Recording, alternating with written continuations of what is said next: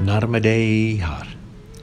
In this video, I would like to talk about some of the rules and regulations that should be followed and observed while walking the Narmada Parikrama.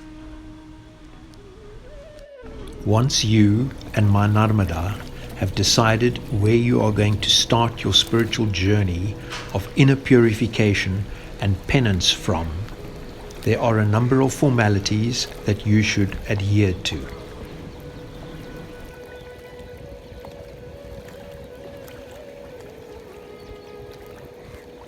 You should begin by having a ceremony on the banks of Maya where you collect some water from Ma Narmada and keep it in a sealed container, and you undertake to acknowledge Ma Narmada whenever you happen to be away from her banks.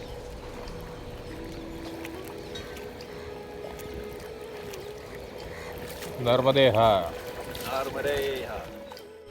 During this ceremony, which could be done on your own or it could be conducted by a pandit, you take a vow or make a pledge that you are going to do certain things while walking your parikrama, and that you are going to behave in a certain way. The things that you should commit yourself to are as follows.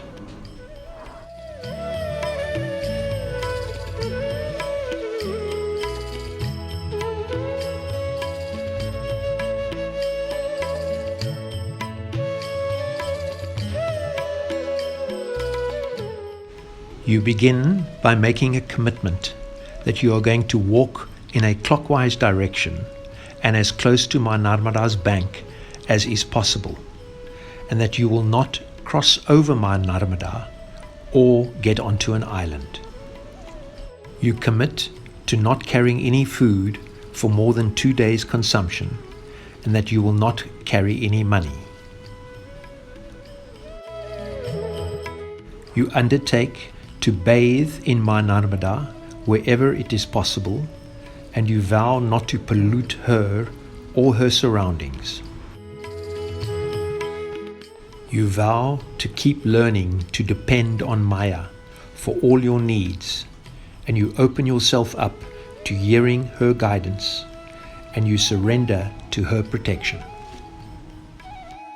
You undertake to visit all the temples and all the holy sites, and to take darshan wherever you can.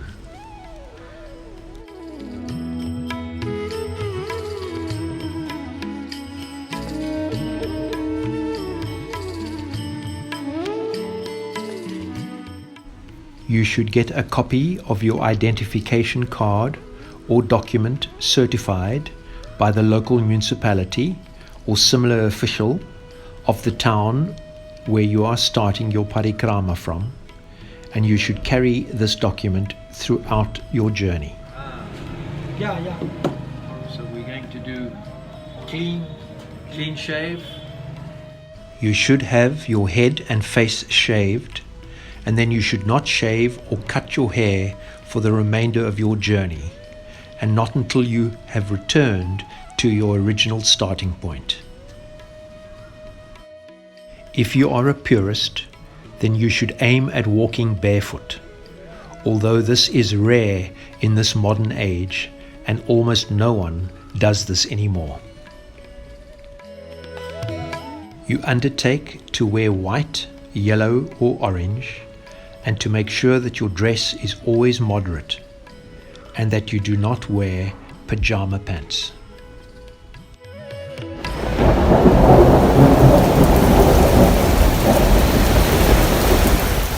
If your journey extends into the monsoon season, then you undertake to observe Chaturmas at an ashram or venue that is able to accommodate you. You undertake to carry your own luggage throughout your journey, and you commit to not hiring any outside help. You commit to doing tapasya on your pilgrimage, to be quiet and to be focused inward, and you vow to follow the yamas and niyamas. I'd like to talk about the yamas and niyamas in a little bit more detail, because I believe that they should be clearly understood and observed. The yamas and niyamas were first introduced to humanity by sage Patanjali, who wrote about them in the Yoga Sutras.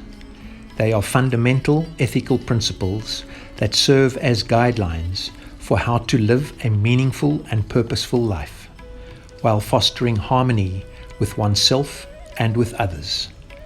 By following these principles, we can cultivate a sense of peace, purpose, and spiritual growth. And by integrating these teachings into our lives, we are able to bring about profound personal transformation and spiritual growth. The yamas are the 5 moral restraints or ethical standards that govern how we interact with the world around us. The first is ahimsa, or non-violence. This principle encourages us to abstain from harm, both physically and emotionally, towards ourselves and towards others. It highlights the importance of compassion and kindness in thoughts, words, and deeds. The second is satya, or truthfulness. This principle emphasizes the significance of honesty and integrity. Practicing truthfulness involves being truthful in all aspects of life, while also recognizing when to speak the truth and when it may be wiser to remain silent. The third principle is asteya, or non-stealing. This principle goes beyond just refraining from theft.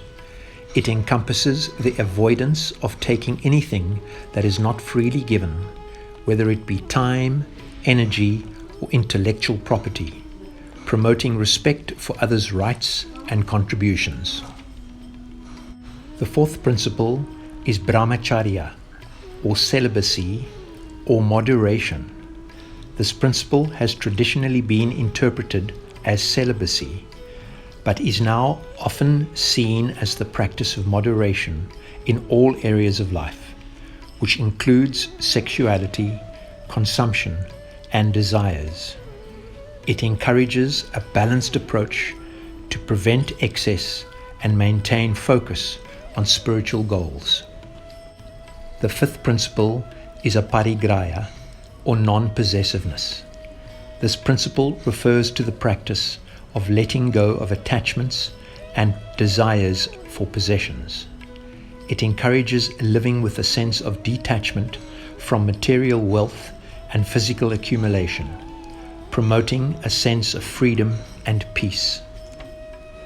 We now move on to the niyamas, which are personal observances that focus on our internal world, promoting self-discipline and spiritual growth, and they include the following. The first principle is saucha, or purity. This principle involves cleanliness of body and mind.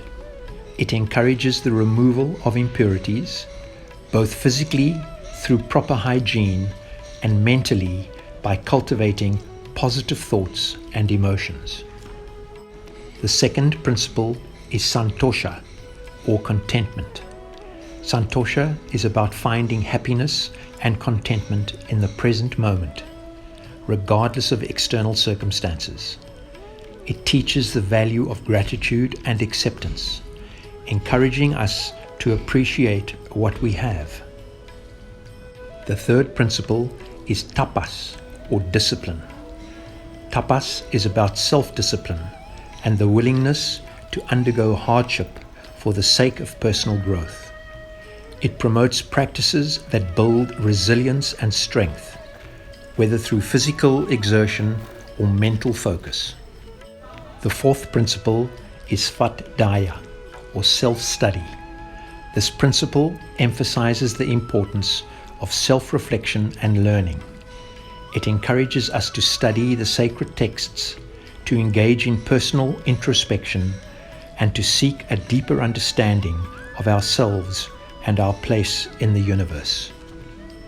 The fifth principle is Ishvara Pranidhana, or surrender to a higher power. This principle involves dedicating oneself to a higher power, to a higher purpose or divine presence. It encourages us to let go of the illusion of control and to trust in the plan of the universe, fostering a sense of peace and surrender. The yamas and niyamas together form the ethical foundation for a yogic lifestyle, promoting harmony within oneself and with others. By following these principles, we can cultivate a sense of peace, purpose, and spiritual growth in our lives. Integrating these teachings into our daily practices can lead to profound transformation and enhanced personal well-being and the fostering of positive relationships with the world at large. In conclusion, I would like to add a disclaimer which states that this might not be the final word on all the rules and regulations of walking the Narmada Parikrama. And if I have missed something, then please do not hesitate to comment below. And most importantly, whenever you are seeking directions, you need help, or you simply want to greet someone, there are only two words that need to be said, and they are Narmada Parikrama.